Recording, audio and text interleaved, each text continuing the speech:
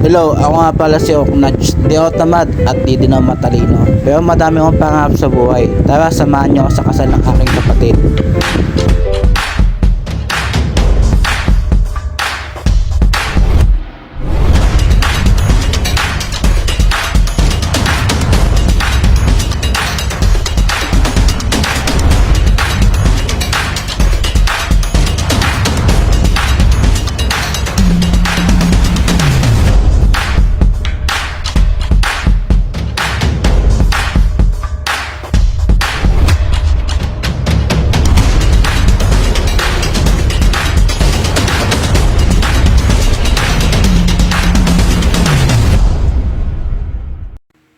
Ngayong araw nga pala ay kasal ng aking utol, kaya maaga na din kami nagumising para magbihis ng maaga.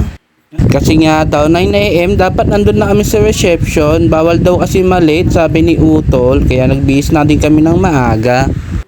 At nandito na nga din sila ate at mama, medyo maulan nga at nagpapabook na nga kami ng Grab para makaalis na din kami. At sabi nga ni utol, nandyan na daw sa labas ang Grab at lumabas na daw kami. Bali nga maliit na Grab nga ang napabook ni utol, hindi kami nagkasya. At buti na lang nakita ko yung tropa kong mayaman na si Jagger at pabiyahe na nga din siya. Kaya hindi na kami nagpabook at siya na nga din yung binook namin papunta sa kasal.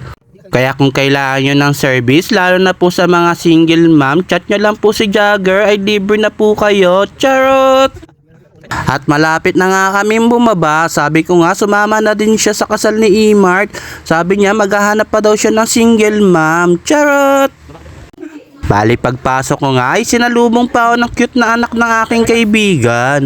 Bali ayan pala yung aking mga kaibigan, kasama din sila sa kasal at abay din. Yan pala si Aljan at si Ivan at si Ninong Elmer. Medyo may amats pa daw sila kasi nag-shot daw sila kagabi. At medyo napaaga nga ang punta namin sa kasal kasi nagsisetup pa lang pala. Kaya nga damang video lang ako muna dito sa gilid at pinagtitripan ko nga silang videoan lahat. Tingnan mga si mama nagpost pa, akala niya picture. At high blood na nga yung ate ko, kaka-video ko sa kanila.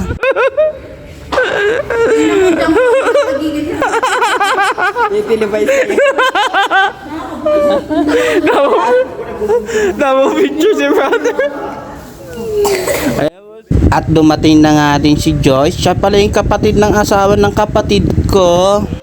At habang hinihintay nga namin matapos ang setup ay napasayo pa nga yung aking utol. Bali binabatip niya nga yung ate ko lagi oh. Tingnan nyo naman siya kung ano kabatip ni ate ko. At sa sobrang tagal nga mag-setup ng mga waiter dito ay nagpasya na kami ni utol tumulong din mag-setup. Kung di nyo man natatanong ay dati kaming mga waiter talaga. Bale yun nga yung unang trabaho ko sa Peach Blossom. Nag-waiter po ng 2 taon doon bago ako nag-McDo. Dumadating na din kasi yung mga ibang bisita kaya tumulong na din talaga kami mag-setup kasi wala din silang maupuan.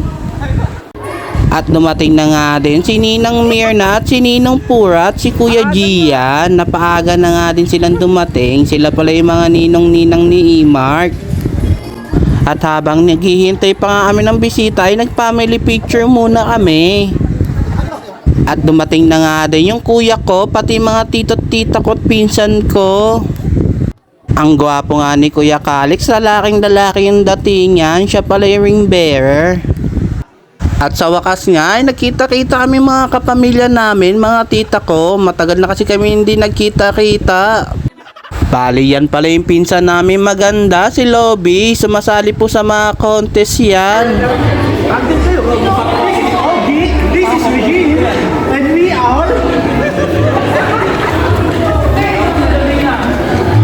Grabe nga kamis namin sa mga tito at tita namin. At dumating na nga yung utol ko. Yan pala yung utol kong ikakasal na si Imart.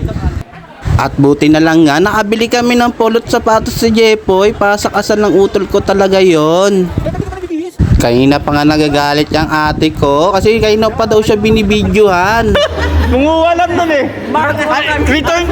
Return daw yun eh. Ba't ina-orokan yung... Orokan na matibay yan. Grabe nga ang sasaya nila mga ka-Oknach. Paano pa naman kasi yung gift ng tita ko, hindi halatang orkan. Bali nga yun nga pala yung business ng tita ko. Bali nagtitinda nga sila ng Oracan sa Shopee. At napansin ko nga si Kuya Aljan, kayo na pa siya pala yung best man ni E-Mart. Grabe lakas ng trip ng kuya ko. Yan pala yung kuya ko, napaka-smiley niya na. Charot!